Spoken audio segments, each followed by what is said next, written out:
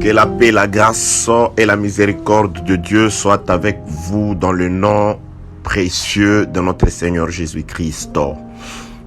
Comme promis, je crois que par la grâce du Seigneur, nous allons quotidiennement ou chaque 2 jours essayer de nous exhorter en ce qui concerne toujours la parole du Seigneur, des exhortations qui n'iront pas en tout cas au-delà de 20 minutes. Nous prendrons chaque fois que nous serons devant vous par la grâce du Seigneur et je dirais 10 à 15 minutes, si on peut exagérer jusqu'à 20 minutes, juste pour nous exhorter. Donc là, sans plus tarder, nous allons prendre 2 ou 3 portions des Écritures, je crois. Je suis dans le livre de l'Exode, chapitre, Exode chapitre 3e, je prends le verset 7 et 8, il est écrit: L'Éternel dit, j'ai vu la souffrance de mon peuple qui est en Égypte et j'ai entendu les cris que lui font pousser ses oppresseurs, car je connais ses douleurs. Je suis descendu pour les délivrer de la main des Égyptiens et pour les faire monter de ces pays dans un bon et vaste pays, dans un pays où coule le lait et le miel, dans les lieux qu'habitent le Cananéen, les Ossiens, les Amoréens, le Phérézien, le Zévien et les Jébusien. Que Dieu ajoute beaucoup de bénédictions à la lecture de sa parole. Bien-aimés dans le Seigneur, donc nous allons juste prendre ce passage des Écritures dans un sens d'exhortation. Ici, c'est l'Éternel Dieu qui dit, avant de faire quoi que ce soit, je voudrais nous exhorter, cher peuple de Dieu, à d'abord reconnaître que Dieu est celui qui entend, Dieu est celui qui voit. Je dis ça par rapport à ce passage d'écriture. Là, Dieu est en train de dire à Moïse, le verset 7, j'ai vu la souffrance de mon peuple. Donc, nous avons un Dieu qui voit. Lorsque le peuple de Dieu souffre, les enfants de Dieu souffrent, Dieu voit. Mais il y a encore une chose. Non seulement Dieu voit notre souffrance, il dit encore: j'ai vu la souffrance de mon peuple qui est en Égypte et j'ai entendu les cris que lui font pousser ses oppresseurs. Il n'est pas seulement un Dieu qui voit, mais il est aussi un Dieu qui entend les cris de son peuple. C'est-à-dire, lorsque nous souffrons, Dieu d'Israël, comme dit certaines personnes, comme il nous arrive très certainement de pouvoir nous plaindre parfois. Dieu, ne voit-il pas ma souffrance? Dieu, où est-il? Est-ce que ne voit-il pas que je suis en train de souffrir? Que j'ai un tel problème? Ça fait longtemps que ces problèmes demeurent. Ça fait longtemps que je suis dans cette situation-là. Dieu, ne voit-il pas que je suis en train de souffrir ou que je suis en train, en tout cas, de perdre la force? Je suis en train d'arriver à la fin de mes forces. La réponse aujourd'hui dans cette exhortation, le Dieu qui a créé les cieux et la terre, qui s'est approché d'un peuple par un homme appelé Moïse, est en train de te répondre, en tout cas à ce moment, à travers cet audio. Il dit, il voit la souffrance, pas de n'importe qui, mais de son peuple qui est en Égypte, c'est-à-dire en captivité. Il te voit dans la souffrance et il dit, il entend aussi les cris. C'est là où je veux nous exhorter, bien-aimés dans le Seigneur. Donc Dieu voit la souffrance et Dieu entend aussi les cris de son peuple. Il y a certaines personnes qui souffrent mais qui ne savent pas crier à l'Éternel. Il y a des gens malheureusement qui sont en train de souffrir mais ils souffrent en silence. Souffrir en silence ne veut pas dire ne pas se plaindre. Il y a des gens qui ont des problèmes. Il y a des gens qui sont dans des difficultés mais ils ne se plaignent qu'auprès de leurs semblables. Ils ont la facilité d'aller de maison à maison, de visiter un homme à un autre, tout simplement dans le but de pouvoir se plaindre sur leur cas, se plaindre sur leur situation. Il y a même des gens dont la souffrance est devenue un instrument pour faire décourager les autres. Qu'est-ce qu'il va faire? Tu continues d'aller à l'église. Tu sais combien d'années j'ai souffert? Tu sais ma maladie? Tu sais ce que j'ai déjà fait? Je criais. vous avez le temps de pouvoir vous plaindre. Ça, j'appelle ça souffrir en silence. C'est-à-dire, vous n'avez pas le temps de crier à l'Éternel. Dieu voit la souffrance et Dieu entend les cris. Là, il dit à Moïse, car je connais sa douleur. Donc Dieu devait connaître la douleur de son peuple. Comment Dieu connaîtrait-il la douleur s'il est resté spirituel? Donc tout le temps que Dieu est resté spirituel, il n'a pas eu le temps de pouvoir connaître, de pouvoir palper la douleur de son peuple. C'est pourquoi je te dis aujourd'hui, toi qui as un problème, toi qui es dans des difficultés, toi qui es dans la souffrance, Dieu te voit souffrir. Dieu est là pour entendre tes cris. Il veut entendre tes cris. Il veut que tu te plaignes, pas aux hommes, mais à Dieu. Certainement, tu peux aller te plaindre auprès, ou je ne sais pas, exposer ton cas auprès d'un homme de Dieu, auprès d'un frère, car il est aussi recommandé de pouvoir nous porter les fardeaux les uns des autres. Ce n'est pas une mauvaise chose. Mais là, je m'en vais t'exhorter à ce moment que tu es bien-aimé. Tu dois savoir, et ça, tu dois le retenir, que tu es la seule personne capable de mieux expliquer ton problème à Dieu. Ce que tu ressens, tu peux bien l'expliquer à un serviteur de Dieu. Tu peux bien l'expliquer à un frère. Mais il n'arrivera jamais, cet homme-là à qui tu as toujours donné des explications. Il peut compatir. Et il peut parler de toi à Dieu par Jésus-Christ. Mais il ne sera pas à mesure de mieux expliquer ce que tu ressens à Dieu. Il n'y a que toi qui sois capable de bien expliquer ce que tu veux à Dieu. Il n'y a que toi qui soit capable et bien disposé de bien expliquer ton problème à Dieu. Tu peux me parler de ton problème. Ce n'est pas une mauvaise chose. Oui, je dirais un mot, 2 mots à Dieu. Mais je ne prendrai pas autant de temps pour toi que pour moi-même. Car tout homme a d'abord ses propres problèmes. Il a ses propres projets. Il a ses propres difficultés. Bien sûr, nous prions pour les gens.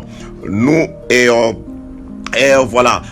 présentons aussi les problèmes des gens. Mais celui qui souffre est la personne la mieux placée pour expliquer son problème à Dieu. Ce que tu ressens, c'est comme une femme enceinte qui se tord de douleur. Je suis un homme. Elle peut m'expliquer, voilà comment je ressens. Oui, je vais compatir. Mais je ne parviendrai pas à sentir cette douleur-là parce que je n'ai jamais été enceinte. Donc ça, je suis allé juste pour te donner un exemple et te fortifier et que te donner vraiment le courage de te présenter à Dieu. Explique ton problème à Dieu. Tu es la personne la mieux placée pour bien expliquer ton problème à Dieu. Pour faire pour bien expliquer, je dirais, en détail ce que tu ressens, ce dont tu as besoin et pourquoi tu veux que Dieu te fasse cette grâce. Il dit, je vis la souffrance de mon peuple.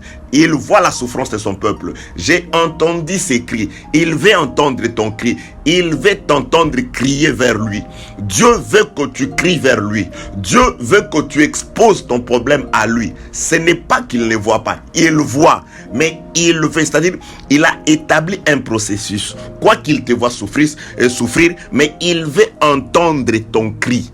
Il veut que tu lui parles. Il veut que tu te plaignes devant lui. C'est comme ça. Il dit, demandez. Jusque-là, vous n'avez pas encore demandé. Demandez. Je vous accorderai, je vous donnerai afin que votre joie soit parfaite. Il savait que c'était ses disciples. Il pouvait leur dire, je connais vos problèmes parce que Dieu connaît nos problèmes. Ici, il affirme et il confirme qu'il voit la souffrance de son peuple. J'ai vu la souffrance et j'ai entendu les cris. Vous souffrez, vous devez crier à Dieu. Vous devez crier à l'Éternel. Vous devez vous approcher de Dieu. Exposez votre problème. Expliquez votre problème à travers la prière. Il dit, car je connais sa douleur. Bien-aimé dans le Seigneur, Dieu a revêtu la chair. Il est descendu sur la terre. Il a eu faim comme toi. Il a été malmené comme toi. Il a été piégé comme toi. Il a été frappé comme toi. Il a été humilié. C'est-à-dire, il est le mieux placé pour te répondre. Pourquoi? Parce que par l'œuvre de la croix, Jésus-Christ, Dieu dans la chair, il a revêtu la chair, il est descendu afin de pouvoir, avant de te sauver, de connaître ta douleur. Vous voyez ce qu'il dit à Moïse?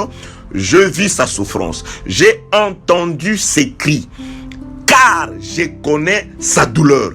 Là, c'était l'ombre des choses à venir. Donc, la réalité, c'est pourquoi Jésus-Christ dit aux Juifs, avant que votre père Abraham fût, je suis. Donc, il veut dire que c'est moi, le je suis, qui descend pour délivrer. Car c'est Dieu qui parlait à Moïse, était encore esprit. Dieu, esprit, ne pouvait pas connaître. Oui, il voyait le peuple. Mais connaître la douleur, il l'a expérimenté dans sa chair. Donc Dieu devait revêtir la chair, devenir comme un homme, afin de vivre ce que l'homme a vécu éloigné de Dieu. Jésus-Christ est sur la terre, il a eu sommeil, il a eu faim, il a pleuré. Le Seigneur de gloire, oui, il lui est arrivé de pleurer pour manifester son amour. Il a été chassé même des territoires dont il était le créateur. Il a été frappé, il a été injurié, il a été insulté, il a été marginalisé dans la société. Il a subi toutes ces choses dans la chair. Et Jésus-Christ a subi toutes ces choses dans la chair pour te répondre aujourd'hui qu'il voit ta souffrance. Il veut t'entendre crier, car Dieu dans la chair de notre Seigneur Jésus-Christ, il connaît ton problème, il connaît ta douleur, il connaît ta souffrance parce qu'il l'a expérimenté. Et la Bible déclare, il est mieux placé pour nous sauver. Parce que comme les enfants participent au sang et à la chair, Dieu par Jésus-Christ a participé lui-même au sang et à la chair. Il a connu la souffrance, il a connu le soleil, il a connu toutes ces choses-là. Il a connu les intempéries, il a connu les vagues. Tout ce que tu vis, Jésus-Christ l'a connu dans la chair, sauf le péché, parce qu'il lui n'a pas péché. Mais il a revêtu la chair afin de pouvoir accomplir ce qu'il a dit à Moïse. Je vis la souffrance de mon peuple qui est en Égypte, quand tu es en captivité, et j'ai entendu ces cris qui lui font pousser ses oppresseurs, car je connais ses douleurs. Dieu connaît tes douleurs. Jésus-Christ dans la chair, il a expérimenté. Aujourd'hui, il peut dire comme dans le verset 8, je suis descendu pour les délivrer de la main des Égyptiens. Donc, il est réellement descendu pour te délivrer. L'œuvre de la croix, Jésus-Christ de Nazareth a connu la souffrance dans sa chair. Il a connu la douleur dans sa chair afin de te dire, voici la solution à ton problème. Il dit, je vis la souffrance, j'ai entendu les cris, car je connais ces douleurs. Dieu connaît tes douleurs. Désormais, à travers l'œuvre de la croix, le Seigneur te dit et le Seigneur t'indique qu'il connaît tes douleurs, qu'il connaît tes problèmes. Il est à même de pouvoir satisfaire à tes problèmes. Il est à même de pouvoir répondre positivement à ta demande. Quels que soient les problèmes, quelles que soient les difficultés. Bien-aimé, je te dis par cet audio que Dieu est celui qui connaît tes douleurs parce qu'il l'a expérimenté dans sa chair. Il est descendu afin de devenir comme toi, de porter la douleur de manière à ce qu'il puisse dire, je suis réellement descendu pour te sauver. Quel est ton problème? Quelle est ta difficulté? Quelles sont tes douleurs? Quelles sont tes préoccupations? Présente-toi devant Dieu avec foi et confiance que lui, il voit ton problème et il va écouter ton cri car il connaît ta douleur. L'œuvre de la croix, Dieu s'est rapproché de l'homme. Dieu est descendu afin non seulement d'écouter, mais de vivre les problèmes de l'homme. Dans sa chair, il a vécu. Il sait comment c'est difficile que d'être sur la terre. Il sait comment c'est pénible que de vivre éloigné de Dieu. Car dans cette chair, nous vivons encore éloignés de Dieu. La promesse dit, lorsque nous les verrons face à face, c'est-à-dire après l'enlèvement, c'est alors que la douleur disparaîtra avec ce corps de douleur. Mais en attendant, aussi longtemps que nous vivons encore dans cette chair, nous avons des problèmes, nous avons des difficultés. Je voudrais t'exhorter, Dieu voit ton problème, il veut écouter ton cri et n'ignore pas qu'il connaît personnellement tes douleurs pour avoir vécu dans la chair. Présente ton problème à Dieu par Jésus-Christ. Tu es la personne la mieux placée pour bien expliquer ton problème. Il entend, il descend, il va te délivrer. Aie confiance à Dieu, car la délivrance est pour toi dans le nom de Jésus-Christ. Amen. Que Dieu te bénisse.